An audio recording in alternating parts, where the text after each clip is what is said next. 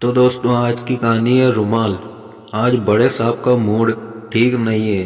क्या हुआ उन्हें? उनका रुमाल खो गया है। रुमाल?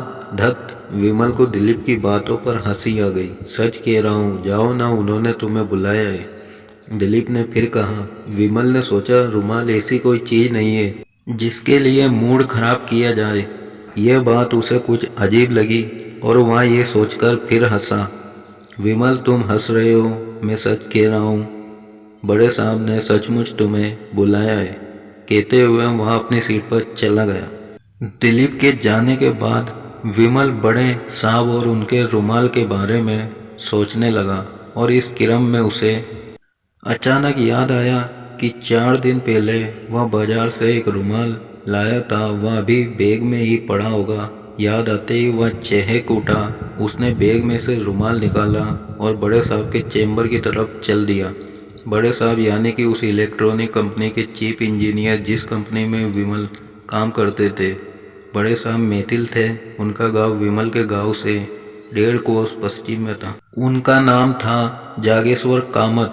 पहले लोग उन्हें जेके साहब कहते थे, पर जब से वे चीफ इंजीनियर बने तब से लोग उन्हें बड़े साहब कहने लगे।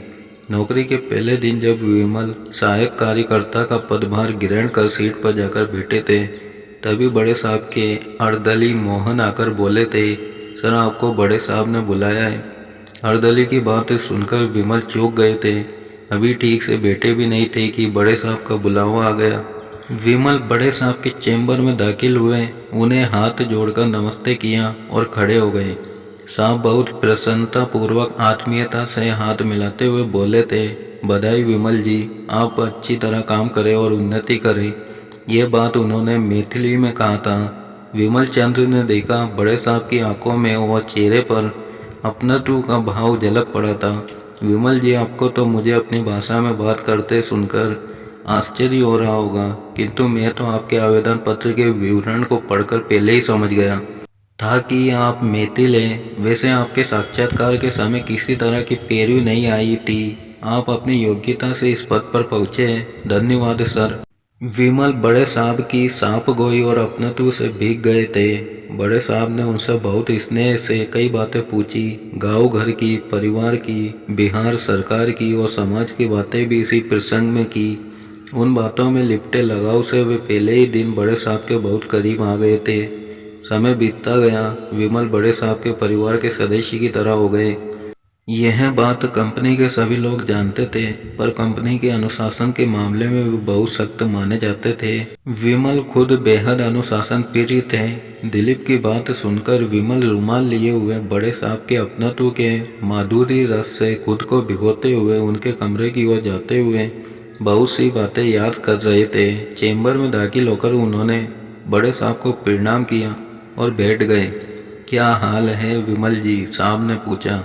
मेरा हाल तो ठीक है, पर आपको क्या हुआ? आज आप कुछ ज़्यादा उदास लग रहे हैं। मेरा रुमाल खो गया है, साहब बोले। रुमाल?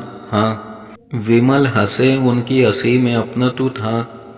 बोले, सर एक बात बताइए, मैं ये कैसे समझ गया कि आपका रुमाल खो गया? मतलब वे विमल की बात समझ नहीं पाए। उसने अपनी पैंट की जेब से नई रुमाल निकाली, उसे मेज पर रखते हुए बोले, देखिए सर, मैंने 4 दिन पहले ही एक रुमाल लिया था। उसे बैग में रखा, वहाँ उसी में रखा रह गया। दरअसल उसे आपका रुमाल होना था। रुमाल देखकर बड़े साहब हंसे थे। उनकी हंसी ऐसी थी जैसे विमल ने कोई फूहड़ बात कर दी हो। साहब के चेहरे पर आई ऐसी प्रतिक्रियात्मक हंसी ने उन्हें आश्चर्य में डाल दिया। वे अकचका गए।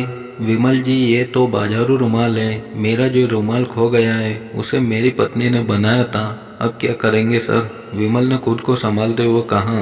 देखिए विमल जी, मेरी पत्नी ने जिस तरह मेहनत कर मनोयोग से वह रुमाल बनाया, मुझे दिया और आज ही दिया, मैंने उसे ही गुम कर दिया। इसका क्या मतलब हुआ? मैंने उनके प्रेम को महत्व नहीं दिया। साहब के स्वर में उदासी थी, गहरी उदासी। पर खो तो किसी से भी सकता है, खोने का ही तो दुख है। विमल जी, आज शाम को जब मैं उन्हें बताऊंगा कि उनके द्वारा मुझे भेंट किया गया रुमाल खो गया है, तो उन्हें कितना दुख होगा। मैं अपनी पत्नी के हर काम को उत्साह से देखता हूँ। मेरा उत्साह उनके जीवन में संगीत बढ़ता है। वे भी मेरे लिए ठीक वैसे ही करती है। विमल जी, एक बार का किस्सा बता रहा हूँ। ये किस्सा उन दिनों का है जब मैं नौजवान था। मैं पटना होते हुए दिल्ली आ रहा था। मैं ट्रेन के जिस कूपे में था उसमें मेरी बगल की सीट पर एक वृद्ध दंपत्ति बैठे थे। दोनों का शरीर बहुत ही कमजोर था। दोनों जैसे तैसे जीवन की दैनिक क्रियाओं को संपन्न कर पाते थे। सबसे ज़्यादा आश्चर्यजनक बात यह थी कि पूरे रास्ते वे दोनों एक दूसरे को संभालने में लगे रहे। इस प्रक्रिया में उनके चेहरे पर कोई तनाव नहीं था, बल्कि वे बहुत सहज और प्रफुल्लित थे। दोनों के दाम्पत्य प्रेम को देखकर मैं मुग्ध था। हाँ, मेरे मन में ये बात जरूर आती थी कि उन्हें अब इस उम्र में यात्रा पर बाहर नहीं निकलना चाहिए। बनारस से थोड़ा पहले वृद्ध महाशय की आंखें लग गई। मैंने वृद्धा से कहा, आपको इस उम्र में बच्चों को साथ लिए बिना बाहर नहीं निकलना चाहिए। मेरी बात सुनकर वृद्धा ने कहा, जब ये मेरे साथ होती है तो मुझे कोई दिक्कत नहीं होती। मैं उनकी बात पर कुछ नहीं बोला, पर मेरे मन में आया कि वृद्ध उनसे भी जर्जर अवस्था में उनके बीच अनुराग की सघनता पर बहुत कौतूहल हुआ। मैंने सोचा जब वृद्धा सो जाएगी तो यही सवाल वृद्ध से भी करूँगा, देखूँ वे क्या कहते हैं। संयोग से थोड़ी देर बाद वृद्ध जग गए और उठकर बैठ गए। वृद्धा सो गई। मौका देखकर मैंने वृद्ध से वही प्रश्न किया, उम्र के इस मोड़ पर, जबकि आप दोनों के शरीर बेहद कमजोर हो रहे हैं, बच्चों को साथ लिए बिना बाहर निकलने में आपको कोई कठिनाई नहीं होती? वृद्ध ने भी वही जवाब दिया, ये साथ होती है तो मुझे कोई कठिनाई नहीं होती। ये कहते हुए उन्होंने नए से भीगी दृष्टि से देखते हुए उनकी ओर उंगली से संकेत किया। उन्हें भी वैसी ही बात कहते सुन मैं गंभीर हो गया। मुझे गंभीर देखकर वृद्ध हंसे और पूछा, आपका घर शहर में है या गांव में? मैंने कहा, गांव में। मैंने उत्सुकता से जवाब दिया, मुझे लगा कि ये कुछ पूछ रहे हैं। आपने सिर्फ बांस के सोंगर पर किसी टाट को खड़े देखा है? अगर सोंगर हटा तो टाट गिर पड़ेगा। दोनों एक दूसरे को सहारा देकर खड़े रहते हैं। हम दोनों का यही जीवन है। और ये कहकर वृद्ध उदास नहीं हुए बल्कि हंसने लगे। मैं कह रहा हूँ, विमल जी, दाम्पत्य जीवन का यही अनुराग होता है। मैं उन्हें स्नेह दूँ, उनके काम को महत्व दूँ, वहाँ भी ऐसे ही मेरे काम को इतना ही महत्व दे। बड़े साहब बोल रहे थे और विमल के मन में उथल पुथल मची थी। उसके मन में कई बातें एक साथ आने लगी। सुजाता, उसकी पत्नी, उसके लिए कुछ बनाकर देती, स्वेटर, दस्ताने, रुमाल या मफलर जैसी कई चीज़ें। वे ये सब चीज़ें ले लेते, पर उसके लिए कभी सुजाता का उत्साह नहीं बढ़ाते थे। उसके विपरीत वे उस पर बिगड़ते थे कि वह इन सब कामों में क्यों लगी रहती है। कैसी कैसी सुंदर वस्तुएं बाजार में बिकती हैं, वे ऐसी ही बातें करते थे। उस दिन वे सवेरे 6 बजे ड्यूटी पर जाने की तैयारी में थे। उन्होंने मेज पर पत्ते लगे ताजे फूल गोभी का एक फूल रखा देखा।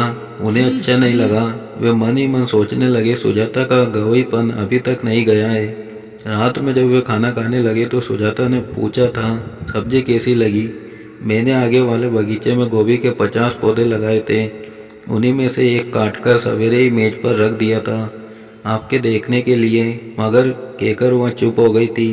विमल को अभी उसी क्षण की सुजाता की नज़र याद आ रही है, पर उसने उस समय उसकी बात की परवाह न कर अपनी भावना व्यक्त कर दी थी।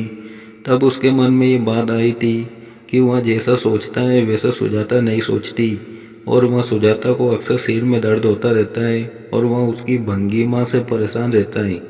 विमल को गत रात्रि की घटना याद आई। देर रात में सुजाता के रोने की आवाज़ सुनकर वह चौंक उठा था। क्या हुआ? उसने अकच खाकर पूछा था। सिर में धमक हो रही है, दुख रहा है, वह बहुत मुश्किल से बोली थी। उठा नहीं सकती, ये कहकर वह उठा और एक टेबलेट और गिलास में पानी लेकर उसे दिया था। ये भी कहा था, ये दवा खाकर देखो, अगर आराम नहीं मिलता है तो डॉक्टर को फ़ोन करता हूँ। सुजाता उठी थी और गिलास और दवा लेकर बाथरूम की तरफ गई। विमल ने सोचा था कि वह शायद कुल्ला करके दवा खाएगी। जब वह बाथरूम से लौटी तो वह आश्वस्त हो गया था कि उसने दवा खा ली होगी। वहाँ थोड़ी देर तक जगा रहा। जब सुजाता ने कहा, अब सो जाइए, अब सिर नहीं दुख रहा है, तब उसे चैन आया और वह सो गया। पर अगले दिन सवेरे जब वह नहाने के लिए गया तो उसने देखा कि गिलास रखने वाली तख्ती पर वही टेबलेट और गिलास रखा हुआ है। तो उसे सुजाता पर बहुत क्रोध आया। वह मन ही मन सोचने लगा, ये विचित्र स्त्री है, ढोंग करने वाली स्त्री। पर नहाते धोते समय वह सुजाता को कुछ नहीं कह सका। वह भूल गया। इन सारी बातों को याद कर विमल ने अनुभव किया कि वह सुजाता के साथ रहते हुए भी उसके साथ नहीं है, और सुजाता भी। जाड़े के मौसम में आपके माथे पर पसीना देख रहा हूँ विमल जी, आपकी तबीयत तो ठीक है ना?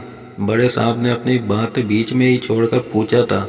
जी सर, अचानक सिर दुखने लगा है, मैं घर जाऊंगा। वहाँ बहुत कठिनाई से बोले थे, डॉक्टर को दिखा लीजिए। नहीं सर, घर जाऊंगा, दवा घर में है। ठीक है, अभी कंपनी की बस तो नहीं होगी, मेरी गाड़ी से ही चले जाइएगा। फिर भी ठीक ना हो तो पत्नी को कहिएगा, मुझे फ़ोन करेगी। ठीक है सर, ये कहकर विमल चल दिए। शाम को बड़े साहब की गाड़ी आई। विमल चंद्र पत्नी के साथ फुलवारी में थे। उन्होंने देखा बड़े साहब अपनी पत्नी के साथ गाड़ी से उतरे। विमल और सुजाता खुशी से उनके स्वागत में आगे आए। बड़े साहब ने अपनी पेंट की जेब से रुमाल निकालते हुए कहा, देखिए विमल बाबू, मेरा रुमाल मिल गया। मुझे भी मिल गया सर। वहाँ तो आप पति पत्नी को हाथ पकड़े खड़े देखकर ही मैं समझ गया था। बड़े साहब चुटकी लेते हुए हंस पड़े, साथ ही उनकी पत्नी भी हंस पड़ी। विमल और उनकी पत्नी सुजाता लाज से लाल हो गए। दोस्तों, वीडियो पसंद आई हो तो लाइक कर देना और चैनल को सब्सक्राइब कर लेना।